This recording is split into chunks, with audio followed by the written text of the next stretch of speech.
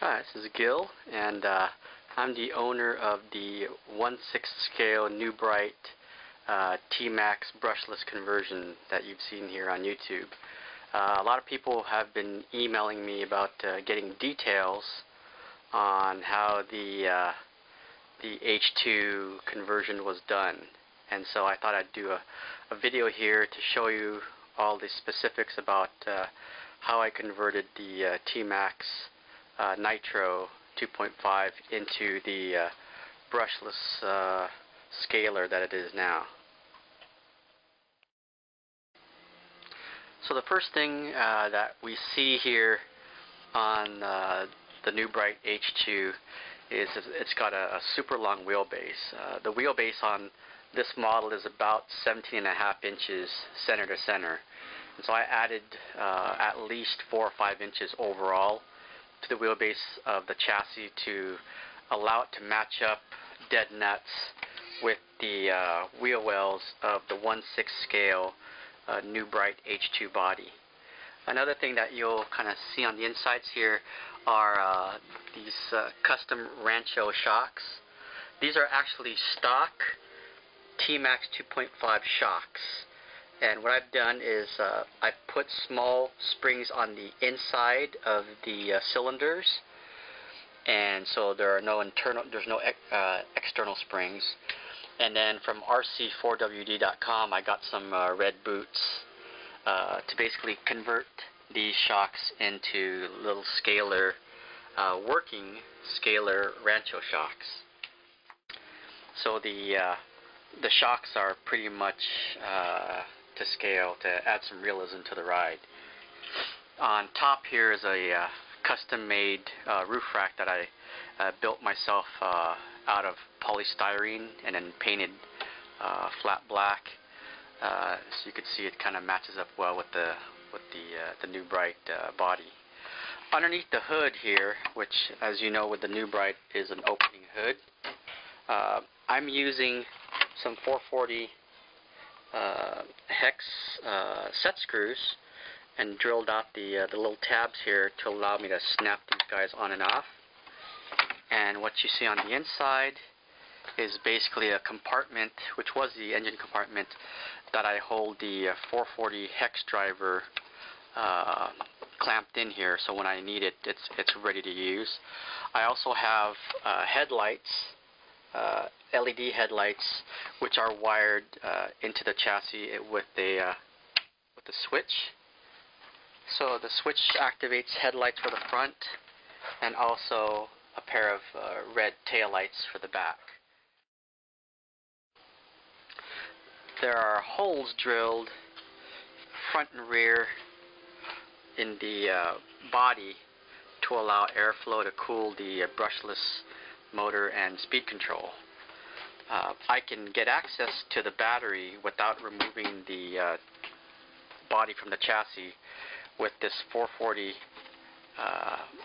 thumb screw that keeps this door closed. So on the New Bright body, both doors open, the hood opens, and the rear hatch opens.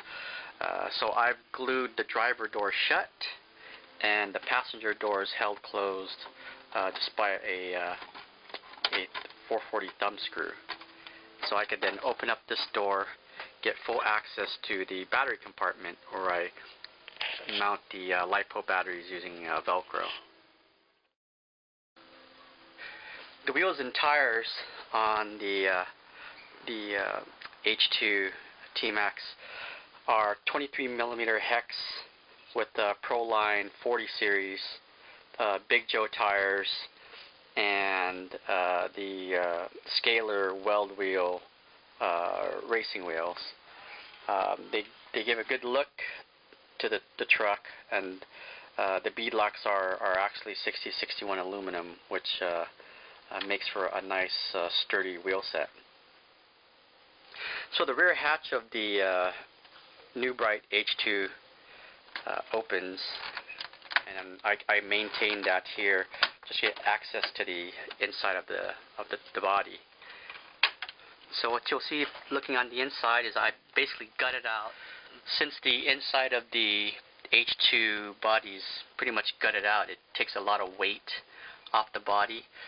Originally the body by itself weighed around 3 pounds, and so I did a lot of gutting out and clearing out of extra plastic just to lighten the load on the chassis and keep it from getting too top heavy.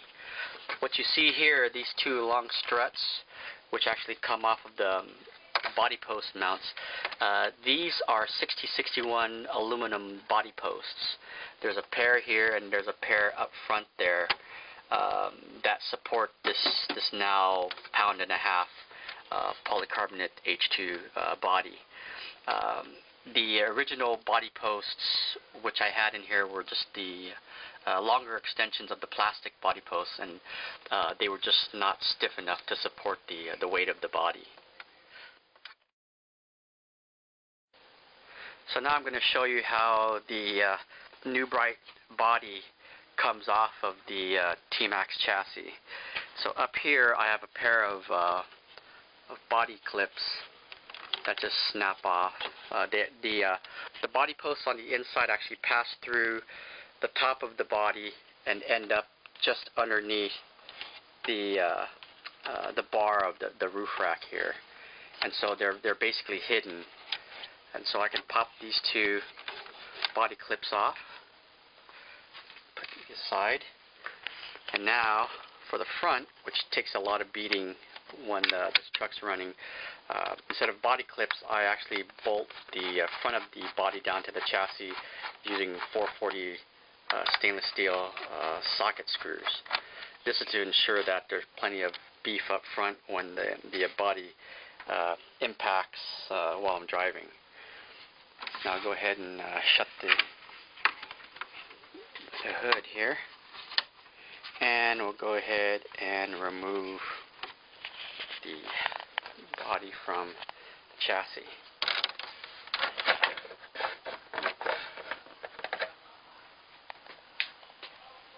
And there is the underlying converted T-Max 2.5. We'll just set the body aside here. Now looking at the inside here, you'll see a couple of things that are different. I'm going to point one thing that's may or may not be obvious, is that this was the original front of the aluminum chassis for the T-Max 2.5. So this bulkhead that you see here was actually way over here, about 4 or 5 inches away. So I literally moved this entire bulkhead from here to here, which is about 4.5, almost 5 inches or so. And that again brought the overall wheelbase center to center to about 17.5 inches. So you're asking, okay, what happened to the rest of this space here? Well, what I did, look underneath here, this is polystyrene sheet, which I've cut into this basically sort of bathtub shape and bolted directly to the original aluminum T-Max chassis. And so basically it creates a bathtub sort of enclosure for the brushless motor, the speed control, the 3906 high and low gear servo, as well as the steering servo. So the getting to the transmission and drivetrain, this is an Emax 3906 brushed transmission designed for the electric T-Max, obviously. What I've done is taken this, covered up one of the motor ports, and I am running a 2900 kV brushless motor, which I got from Hobby City. To this, I have the heatsink and fan, and I have a 100 amp Hobby City brushless speed control. The setup